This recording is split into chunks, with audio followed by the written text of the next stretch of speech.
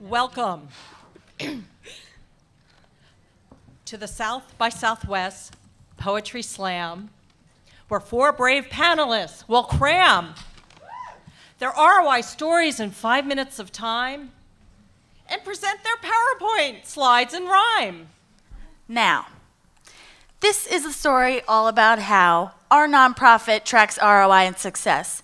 And I'd like to take a minute, just sit right there. Everything we do in online communications is supposed to be tied to either fundraising dollars or new email addresses, and it's been really difficult to get people past that.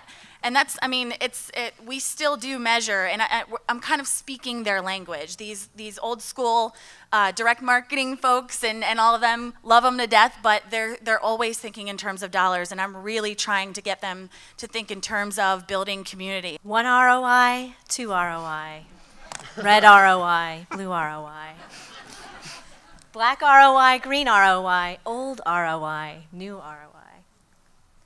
This project might take its toll, but then again, it might have soul.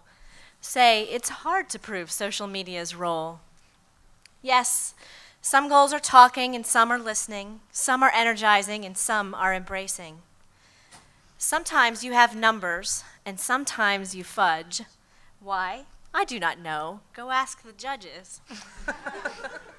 We hope to show the underbelly of what it's like to respond to disasters smelly, so everyone can understand the stuff that comes as a surprise and the stuff that's planned.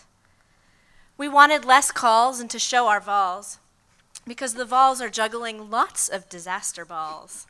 We went through a pretty big 2-year pilot program with the Disaster Online Newsroom, and it was a real introduction to our other official presences in the social media land, and we've just seen incredible growth with the Disaster Online Newsroom, and we've become a part of that.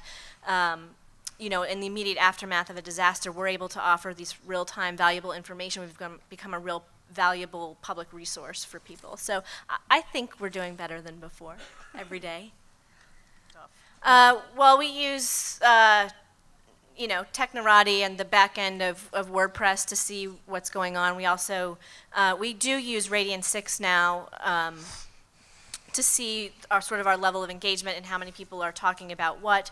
We use FeedBurner to figure out who our subscribers are and to talk with them about what kinds of information they're looking for, and also we can see which particular posts and kinds of information are getting the most traction. You've got to pick a little bitty goal and try to give yourself some time to see what happens with it. And if it, I mean, there's plenty of things I've tried that have been total duds, but plenty that are succeeding. So, you know, fight for a little bit of room to grow in that way. That's my biggest advice.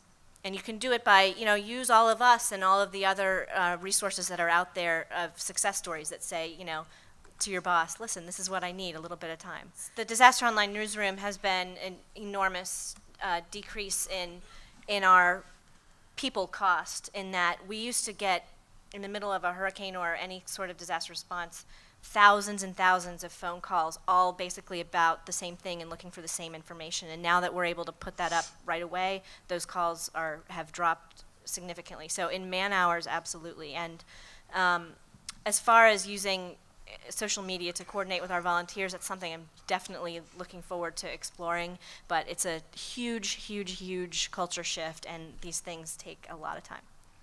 Austin Twestival was a tweet-up meeting a festival. Twestival. Spreading clean water across the land, worldwide people lent a hand. Communities listen, communities respond.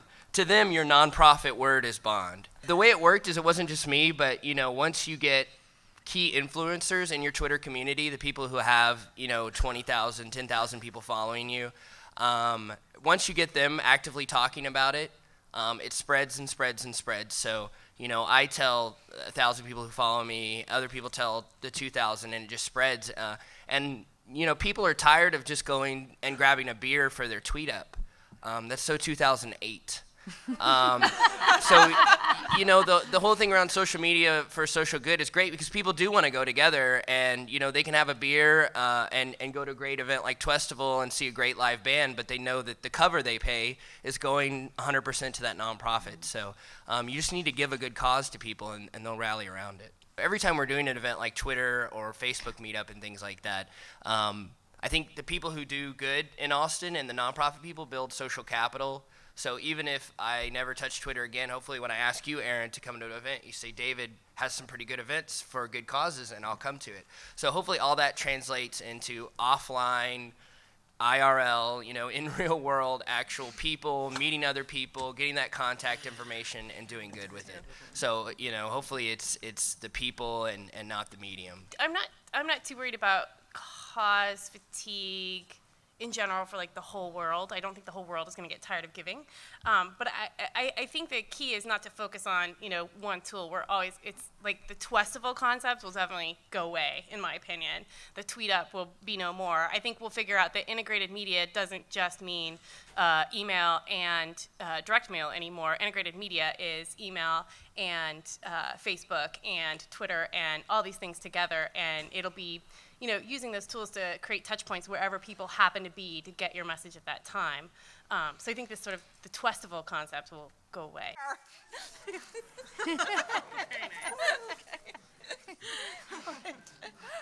Thanks, poets, judges, and Twitter moderators and audience. You're all smarties. Now it's time to enjoy the parties.